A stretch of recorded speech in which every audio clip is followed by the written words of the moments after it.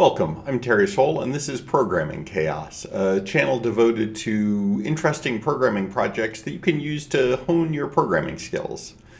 Today's project is to use Perlin noise to make procedurally generated maps, like the one seen here.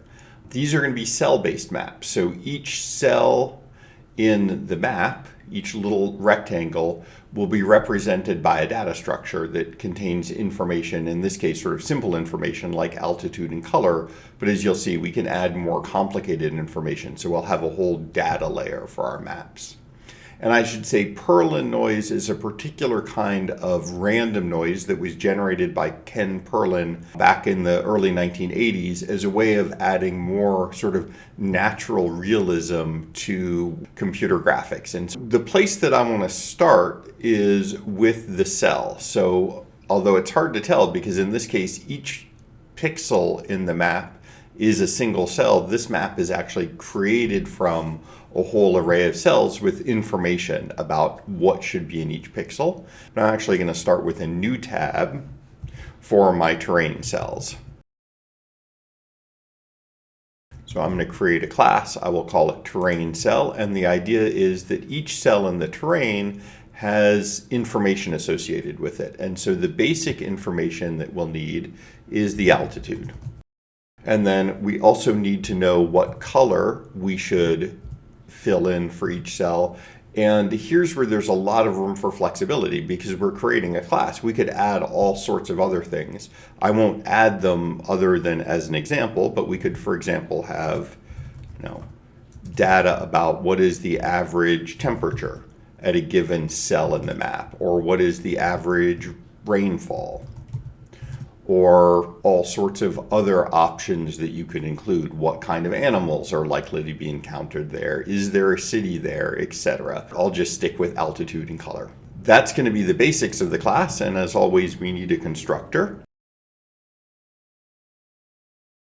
And I'll start by making all of the terrains have an altitude of 0 and a color of black, and we'll need to fix that as we go. But now we have the basics, which is our cell, and so we can go back to the main part of the code and start creating our map. So for the map, we're going to need a two-dimensional array made up of these terrain cells.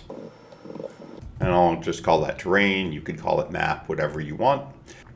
The next thing that I want to do is set up a scale variable. How big is each cell in our map on the screen?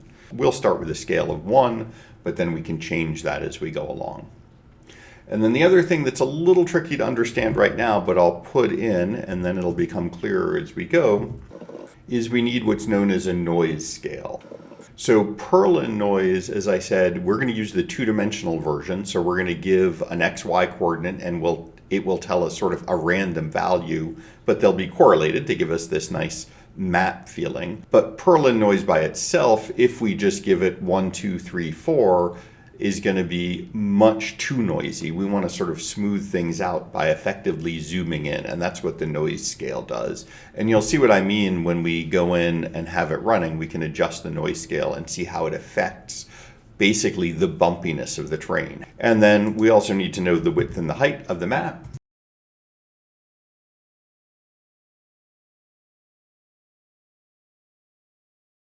So there we go. We have the window, which I'm making 800 by 1000, so it fits nicely on the screen. And then the map width, which is the width of the window divided by the scale, and the height, which is the height divided by the scale. And now we can make our map.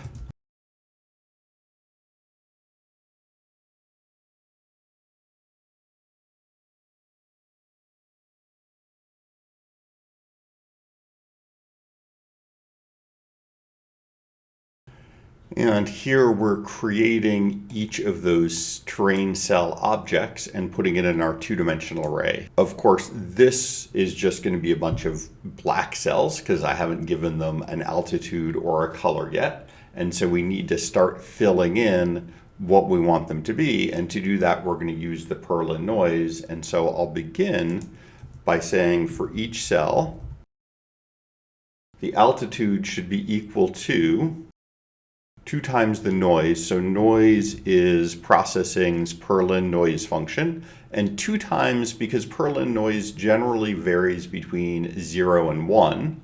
And what I want for my map is to have below sea level to be from 0 to -1 and above sea level to be 0 to 1. And what you do there is up to you, but the factor of 2 is to take this range from 0 to 1, and I'm going to stretch it to be -1 to 1. So then for the noise, we put in the x value times that noise scale and the y value times that noise scale. And then I will subtract 1 from all of that, which will give us the proper range. And I'm putting in a 0.0 to make sure we're dealing with floats. Noise returns a float. And I suppose I could put a 0.0 there. So I'm working entirely with floats here. So the altitude will be based on this noise function where we give it the x value and the y value. And this would give us a nice rough terrain, except that we don't have any way yet to know what the colors are. So that's the next thing we have to do, is translate this altitude into a color. Let me add in that I want each terrain to calculate the color it should be. And I'll have the cells do that automatically. So this is going to be a function in the class. I assign the altitude, and then I let the class calculate the color that it should be. Although, of course, I'm getting an error message here because I haven't defined that function yet. So we'll come back over to our cells and write our calculate color function. The calc color function is going to calculate the color for us. I'm going to do if the altitude is less than 0, so this is I'm below sea level, then C should be a new color with no red and no green, but I do want blue, and I'm going to use a map function. So this is a little confusing. The map function has nothing to do with actual physical maps. It's for mapping numbers. It takes a particular variable that's in one range and maps it into a different range. The variable that I want to map is altitude. And my altitude is going from 0 to -1. And I want to remap it into the color range, but starting at 255 and going down to 0. So if my altitude is 0, then the color I get is 255, a nice light blue. And if the altitude is -1, then the value I get is 0, which is to say black. However, having done that, I'm actually going to make a change. I'm going to make this 0.5. And so this will take numbers in the range 0 to -0.5, that is sort of shallow water, and map them to 255 to 0. Anything beyond -0.5 will get the value 0, and so I'll have a lot of black for very deep water. I need green for the next level. So if the altitude is larger than or equal to 0, and if the altitude is less than 0.3, and 0.3 may seem like a weird choice. You may have been thinking, well, clearly the green should be about half the distance, so this should go up to 0.5. It turns out with Perlin noise, it's a little more biased towards 0. So if we use 0.5, we might have almost no mountains. Again, feel free to change this to make the maps that you want. That's kind of the point. And then we're going to do the same thing. C is a color with no red, but I'm going to map the amount of green based on the altitude. So there's the variable that I want to map. It's my altitude. It's going from 0 to 0.3. And the value I want to come out of that, we could put in 0 to 255, but that means that, for example, the terrain down near the shore will basically be almost black. And the terrain right as it turns into the mountains will be very, very bright green, which is not what I want. So I'm going to start pretty bright and just get a little brighter. And if you don't like that, feel free to change it. Let me fix my altitude. For altitudes above 0.3, I'm going to use colors that are in the gray range.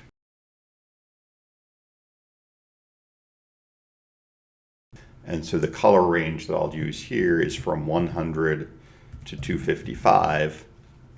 Notice that I'm only giving one color value.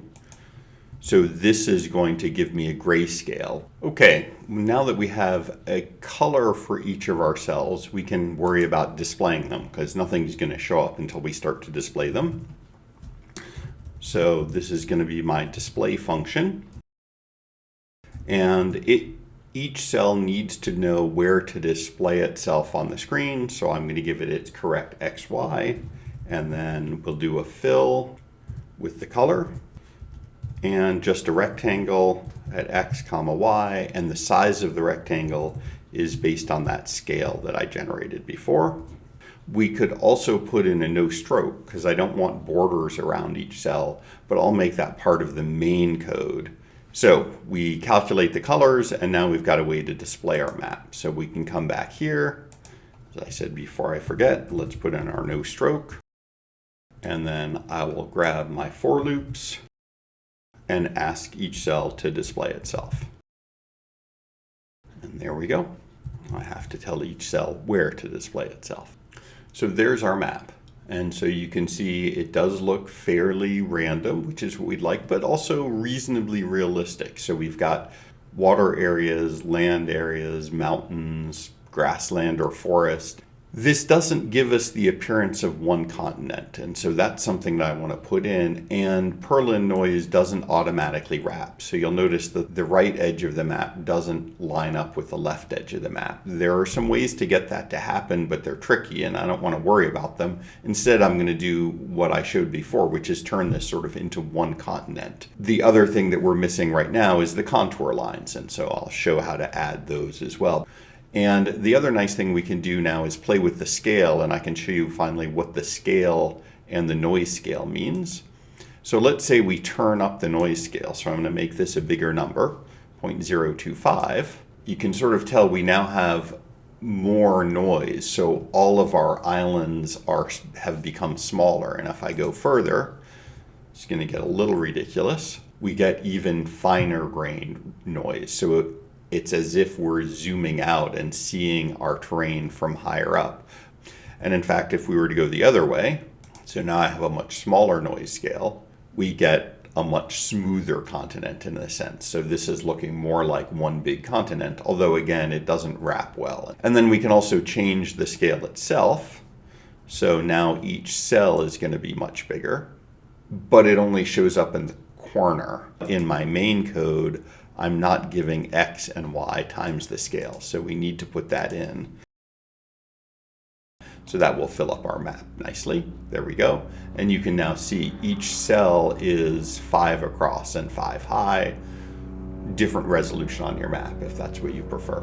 So there's one other slightly subtle point here. The scale and the noise scale interact. So here I have one big sort of coarse-grained almost continent, although it goes off the edge of the map. If I scale this back to 1, then I get a whole bunch of little continents, and that's because, of course, I've zoomed out. But it is both given me smaller squares and, in a sense, changed the texture of the map, because now I have lots of little continents. And so we can actually fix that by putting the scale in as part of the noise scale. So if I run this, it will look the same. It's sort of this jagged map. And if I make the scale 5, I still have a rough map, but now with bigger squares. And so the noise scale is tied to the scale of the cells. And which scale of cell you want depends a lot on what kind of map you're generating. So this might be a good map for like an 8-pixel type game. If instead you want to do something like artificial life simulation where you want it to be much more with individuals moving across the terrain, then you might want your cells to be much smaller. So that gives us some control over the granularity of the map. But the other piece that I want is how to make this one big continent in the middle. So the thing to remember is that we're talking about altitude here.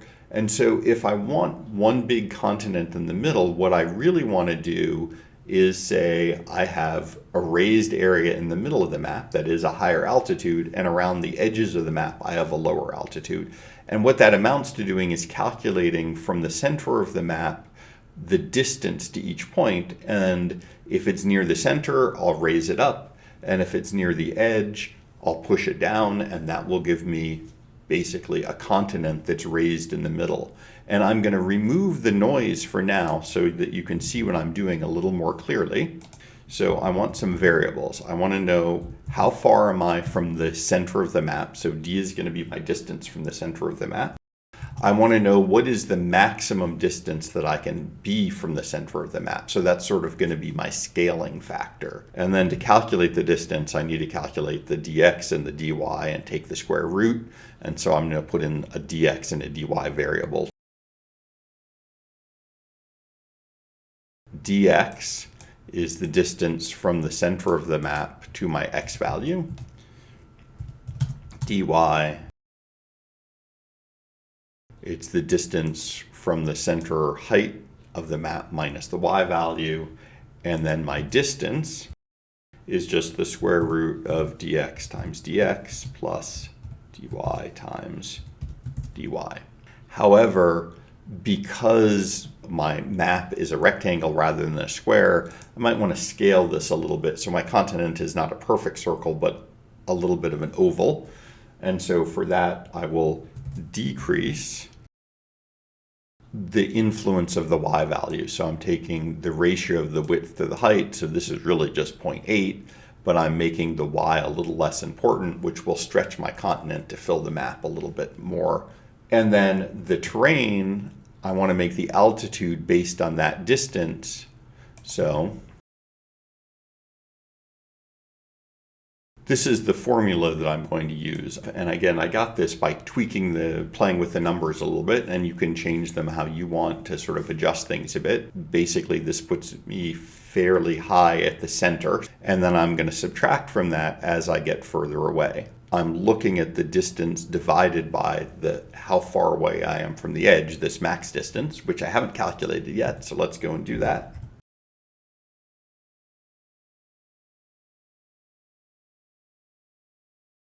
There we go. So the maximum distance, that is from the center, roughly speaking, to a corner, is the width of the map times 0.5 squared. So the width of the map times the width of the map times 0.5 times 0.5, which is 0.25, plus half the height times half the height, and then take the square root of all of that. And so that gives me this maximum distance that I can divide by. And this should be the altitude. There we go. I can't make the cell itself that. I need to make the altitude that. And so if I run this, I get an error, a null pointer exception down here.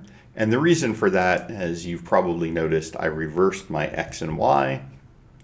So let's make that yx. What was happening is I was going out of bounds and trying to fill in the altitude of a cell that didn't exist. Now we can do this. So there we go, a really boring round continent based on the distance from the center. But what we can do is add the noise on top of this to get our terrain. So let me go in, and here I don't want it to be equal to the noise. I want to add that noise on top. And that gives us the sense of a main continent, but we get little islands scattered around it. The other nice thing about this approach is you can make the base continent whatever shape you wanted. So I did an ellipse because it's simple and it fits my window, but imagine that, I don't know, for a game or a story or something else, you want a continent that's shaped like a crescent moon. Well, you just make sure that the first part of the code defines a crescent moon and then add the noise on top of it. This approach of a base shape with noise added to it gives you a whole bunch of control over the general shape of your continent, which is pretty nice. One other thing to point out, we do have lakes, but these are not completely realistic. So in this model, anything below zero, below sea level, is water. And so we do have a lake here, but this lake is actually below sea level. What we can't get are mountain lakes. And so you can imagine that this area here, you might want to say, well, that's lower, that should fill in as a lake. That's a much more complicated algorithm. You have to use something like a flood fill algorithm that calculates an altitude and then looks around it to see how steeply does everything rise around it in order to fill in those lakes. So in that sense, we're cheating a little bit in that we do have lakes, but they're only for areas that are below sea level. But for an approximation for generating random maps, it works pretty darn well. And we do get some cool shapes like this nice harbor here. And so you could imagine putting in cities that are around the edge of this harbor. And the way that you would do that is go into your terrain cell and say, well, in addition to these other variables, maybe I want a Boolean for whether or not there's a city in a particular cell. And if we did that, then we could go a little further and say, well, I also need a string for the city name. And so you can add more and more data associated with each cell in your map. For cities, that might not be the best approach. You might instead want a list of cities that know the location, their XY coordinates, because most of these cells probably won't have a city in them. And then we can go in and change the scale of all of this. So if we make the scale 5, we're going to get a similar continent, but now it's a much more pixelated one, which looks a little less realistic, but for something like a game design may be exactly what you want. So the final piece that I want to add to this is some contour lines, because those are sort of fun. So contour lines are just lines that are all at the same altitude. So you find every cell that's at a given altitude and you color it black. Turns out that does not work well. And the reason that it doesn't work well is because the altitudes are floating point numbers, and it's very hard to get a perfect match. You're not going to have cells that are at exactly altitude, say 0.3. And so none of them, or almost none of them, will be colored black. And so then the next thing you might say is, well, I want to just use a little range. If it's between 0.28 and 0.31, color it black. And that also doesn't work well. And it doesn't work well because in very steep areas, there may be no cells that are in that range. And so you'll miss part of the contour line. And in very flat areas, there may be a whole bunch of cells that are at that altitude or within that range. And you'll get a big area colored black. It turns out the better approach is to say, do I have a cell that is below the cutoff, below 0.3, for example, and then is the neighboring cell above 0.3? And if the neighboring cell is above 0.3, then I know that somewhere in between the terrain must have crossed 0.3, and I'll color either the lower cell or the upper cell, either one black. That tends to work extremely well, and so that's what I'm going to do next. So let's begin by putting in the code, and I'm going to put it into our main loop where we ask each cell to determine on its own, based on its neighbor, whether or not it should color itself black. So the cell will decide to change its color to be a contour line, but I'll ask each cell to do that individually. And it'll make a little more sense once I put in the code.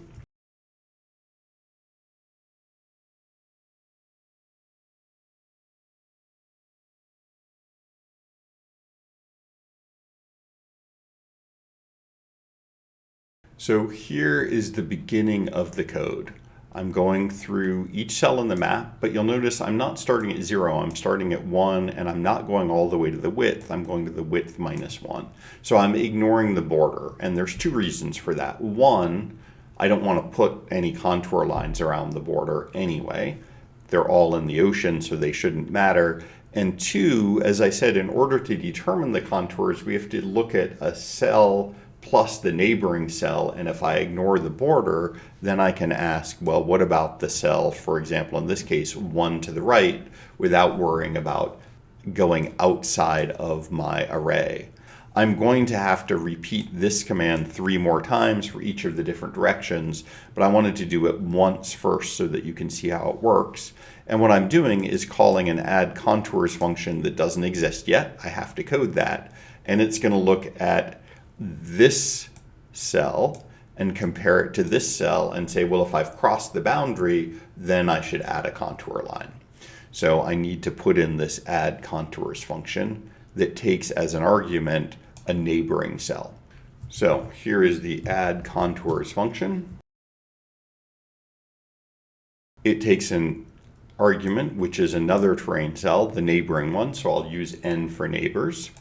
And the basic idea is if the altitude of this cell is larger than some cutoff, say 0.3, and the neighboring cell's altitude is less than that cutoff, then I can make the color black.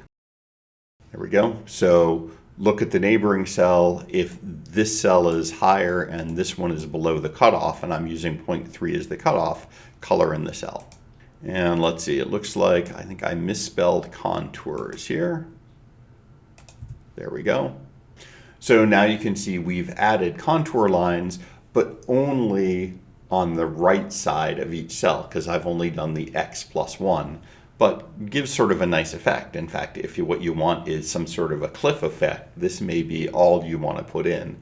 I want to do a little bit more than that, so I'm going to go ahead now and put in the other edges. But what it's done is it's colored these black where they cross from below 0.3 to above 0.3. So here we'll put in the other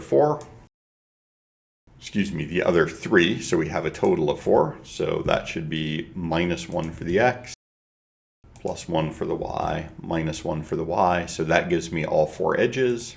And there we go. That put in contours only at the 0.3 level, which also happens to be where I go from grassland to mountains. Probably want to put some in at other heights. So I'll just come into my add contours, copy this over, and we could add some, for example, at 0.6 to make this nice and symmetric. There we go. So now I've got my lower contours and higher contours. I could put another one at 0.9 if I wanted, make everything consistent. There we go. And these contours are maybe not perfect. You get some little blocky black areas here because we have in one direction or the other, it's crossing over, but certainly works well, especially for this sort of low resolution map. And the nice thing is I can go back to the beginning, put my scale back to 1, and there's the high resolution with these nice contour lines on it. And if we wanted to put one in the middle of the green, I might add a contour line at, say, 0.15. So there you go. We have quite a flexible structure here. So not only are we making a nice, reasonably realistic image, complete with harbors and lakes and mountains, but we have a lot of control over it. That's the nice thing. By changing this line, we can change the general shape of the overall structure. So like I said, we could make a crescent-shaped continent or any other structures we wanted. By changing the scale or the noise scale, this number here, I can get more jagged or less jagged terrain. And in fact, a very common thing to do is to add on another layer of noise with a much higher scale, so it becomes more jagged, but only in the higher altitude, so that you get very rough looking mountains. And then the other really nice feature is because we know what's going on in each cell in this map, we can go up and add all sorts of information. We can add rainfall, and we can add temperature, and we could add information about whether is this grasslands or forest or swamp, all sorts of things. So it puts you well on the way to, for example, developing a game or cool looking maps for, say, a world or to hang on your wall. There you go. Thank you.